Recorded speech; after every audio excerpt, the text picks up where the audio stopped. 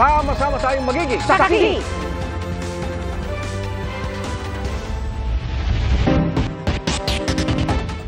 Bago sa saksi, kinumpirma ng AFP na tagumpay ang airdrop mission sa BRP Teresa Magbanwa na nagbabantay sa Escoda Osabina Shoal malapit sa Palawan.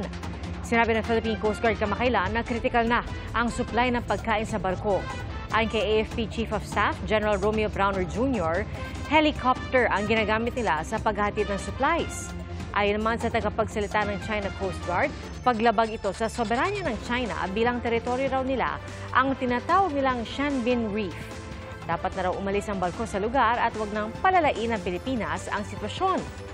Nauna nang nanindigan ang gobyerno ng Pilipinas na nasa exclusive economic zone ng bansa ang Escoda Shoal. Isa pang bago sa saksi, timbog ang lalaking iligal umanong nagbebenta ng karne ng aso sa ikinasang entrapment operation sa Bustos, Bulacan. Saksi, si Claire Lacanilao Dungka ng GMA Regional TV. Pasado alas 12 ng tanghali nitong Martes, nang ikasan ng mga otoridad ang entrapment operation sa Barangay Kamatsilihan, Bustos, Bulacan. Malaking pera. Ang target, lalaking sangkot sa iligal na pagbebenta ng dog meat o azucena. Ikinasan ng CIDG Bulacan ang operasyon matapos magreklamo ang Animal Kingdom Foundation Incorporated. Nabawi sa naarestong sospek ang cash na ginamit sa entrapment. Nasagip din ng 2 buhay na aso. Inihahanda na ang reklamong paglabag sa Animal Welfare Act of 2017 at Anti-Rabies Act of 2017 laban sa sospek. Yung mga tao kasi na yun, doon sa bahay, dumaan sila. Tapos sabi niya, pakibit-bit niya itong aso na to kasi nahirapan siya bit-bit. Tinanong ko pulis pala. Sinabi pala nga, bininta ko daw yung aso. Sabi ko, hindi man ako nagbinta ng aso. Naghiga-higa nga ako dunduyan sa amin eh. 3 naman ang naaresto sa South Sanitary Camp sa Baguio City dahil sa pagkatay ng aso. Isang residente ang nag-report sa pulisya ukol sa pagkakatay ng aso, kaya agad ikinasa ang operasyon para maaresto ang 3 sospek kahapon. Kinaumagahan, yun, naamoy niya, nakita niya nga itong 3, yun, na-confirm niya na nakatay nga yung aso. Animal lover po ako, tapos gano'n lang po gagawin sa aso, gagawin pagkain. Nakumpiska sa kustodiya ng mga sospek ang mga karne ng aso at base sa pagsusuri, azucena nga ang nakumpiska. Napa-certify na rin po natin sa veterinary office yung dog meat. Yun nga, merong certification na dog meat po talaga siya. Naharap sa reklamong paglabag sa Animal Welfare Act ang mga sospek na maaring makulong ng 1 hanggang 3 taon. Papatawan din sila ng multa. Wala pa silang pahayag. Para sa GMA Integrated News, ako si Claire Lacanilao Dungka ng GMA Regional TV, ang inyong saksi. Ipinasara ng otoridad ang isang language training facility na nagre-recruit at nagpapadala umano ng mga manggagawa sa ibang bansa kahit walang lisensya. Saksi, si JP Soriano. Sa resort na ito sa Silang Cavite, umuupa ng pwesto ang Volant Academy for Language Excellence Incorporated, isang language training and tutorial facility. Naniningil umano ang Volant Academy ng hanggang 500,000 piso kada mag-aaral, kapalitang pangakong trabaho sa Germany. Ang problema, walang lisensya ang Volant Academy para mag-recruit at mag-deploy ng manggagawa sa ibang bansa. Kaya maituturing na iligal ang kanilang operasyon. It's actually a front for a recruitment scheme going to Germany. Ito ay nagpapadala ng mga workers, apprentices to Germany without the necessary permits. Kinandado ng Department of Migrant Workers at ng munisipyo ng Silang ang pasilidad. Naglagay na rin ng closure order. Ikinasa ang operasyon dahil sa tip ng ilang government agencies na nagre-rekomenda ang pasilidad ng mga enrolling nito sa mga partners sa Germany o kasabwat na lisensyadong recruitment agency sa Pilipinas. Tukoy na rin naman namin kung anong mga recruitment agency ito at amin silang ipapatawag for possible filing of cases. Bukod sa nabistong operasyon, nadatnan din sa resort ang nasa 70 individual na nanunuluyan sa mga cottage at nagbayad sa language training facility. Ipapaliwanag natin kung anong nangyari sa kanila. Tutulungan po natin sila makapag-file ng complaint. At para matiyak daw na wala na makakaalis na mga estudyante nag-enroll sa language training facility na ito, nakipag-ugnayan na ang DMW sa German Embassy sa Pilipinas at sa Bureau of Immigration. Ayon sa mga tauhan ng silang LGU, hindi rin umano alam ng may-ari ng resort na nagagamit ang pasilidad sa ganitong uri ng negosyo. Naharap sa mga reklamong large-scale at syndicated illegal recruitment ang ipinasarang language training facility. Tumanggi ang Volad Academy na magbigay ng pahayag. No, ayoko po. Sorry. Para sa GMA Integrated News, JP Soriano, ang inyong saksi. 8 hanggang 12 linggong suspensyon sa regular academic program, yan po ang panukala ng ilang kongresista para tugunan ang problema ng maraming estudyanteng hirap sa reading at mathematics. Saksi, si Tina Panganiban Perez. Sa isang pag-aaral ng World Bank, lumabas na 9 sa bawat 10 batang Pilipino na 10 years old ang hindi nakakabasa o hindi naiintindihan ang babasahin na akma sa kanilang edad. Ito ang naisolusyonan ng House Resolution 1805 ni na House Committee on Basic Education and Culture Chair Roman Romulo at dating Negros Occidental 3rd District Representative at ngayon test na Director General Francisco Benitez. Panukala nila, suspindihin muna ang regular academic program ng DepEd ng 8 hanggang 12 linggo para mag-focus lang sa reading at mathematics.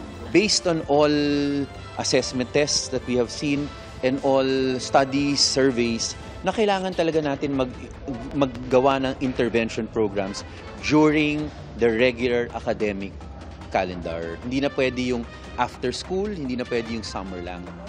Nagsasagawa na ang DepEd ng konsultasyon sa iba't ibang sektor tungkol dito. There were some reservations expressed about the suspension of the academic program. However, there was willingness to implement an 8-week program provided that the program is implemented in the first quarter of 2025. Ayon kay Romulo, nais nilang gawin ang 8-week program para sa lahat ng 25 million na grades 1 to 12 students. Pero dahil sa kulang ang mga guro, balak ng DepEd na ipatupad muna ito sa ilang piling grade 7 to 10 students. For the rest of the students po that are not included in the 1.6 million PISA target, we'll reiterate to the field the conduct of remediation classes. Either we pull out students from classes, those students from classes, or we add that time after classes. Pagkatapos ng 8 linggo, magkakaroon ng assessment sa estudyante. Kung hirap pa rin siya sa pagbabasa at sa mathematics, patuloy siyang tutulungan. At kung hirap pa rin, tutuloy rin sila sa next level, pero pagdating doon sa next level, itutuloy pa rin natin intervention. Para sa GMA Integrated News, Tina Panganiban Perez, ang inyong saksi.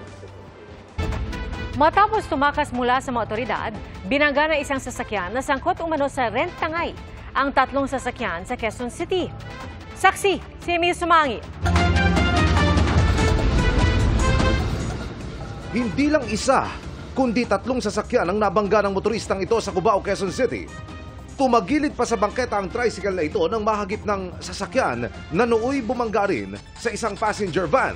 Sa puntong iyon, nadakip ang driver na hinahabol pala ng mga pulis dahil sa rentangay. Ayon sa PNP Highway Patrol Group, inupakan umano ang sasakyan sa halagang 3,000 pesos kada araw pero hindi na ibinalik. It was rented on August 26 and on the following day, August 27, yun pong involved na motor vehicle ay nakapost na sa Facebook Marketplace. For sale na po siya, worth 250,000. Nakipag-chat sa suspect ang undercover policeman na nagpanggap na bibili ng sasakyan na nauwi nga sa entrapment. Ayon sa HPG, dati lang may kaso na may kinalaman sa carnapping ang suspect pero depensa niya. Takot po ako sir kasi mostly pong nakakuan ko po sir, siyempre po mabubugbog. Kung hindi po mabubugbog, kung ano pong gawin, kaya po sinubukan ko pong tumakbo sir, pero pinagsisihan ko po yun na ginawa ko po. Sir, alam ko naman pong mali po yung ginawa ko po dahil po sa pera po, dahil kaya ako po nagawa. Pagpasensyahan nyo na po ako dahil sa hirap din po ng buhay, Tapos mag-isa ko lang pong nagtataguyod sa pamilya ko po. In violation po ng anti-carnapping law natin at saka po yung reckless imprudence resulting to multiple physical injury. We have received complaints coming from Baguio City and then in Ilocanja regions. The same na mga victims, tinangay din po yung kanilang mga sasakyan.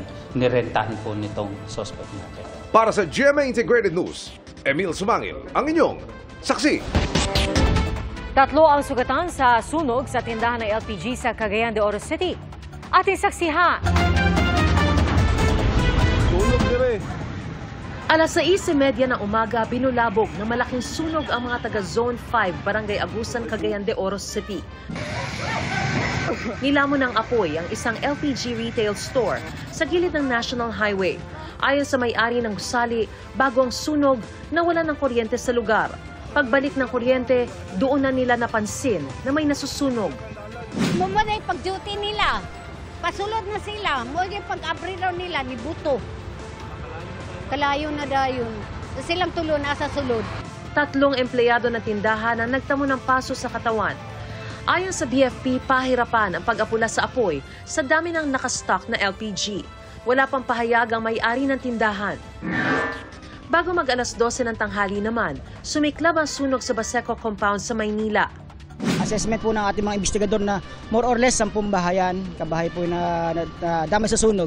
Kinailangan pang butasin ang concrete perimeter fence sa kalapit na private compound para maapula ang apoy.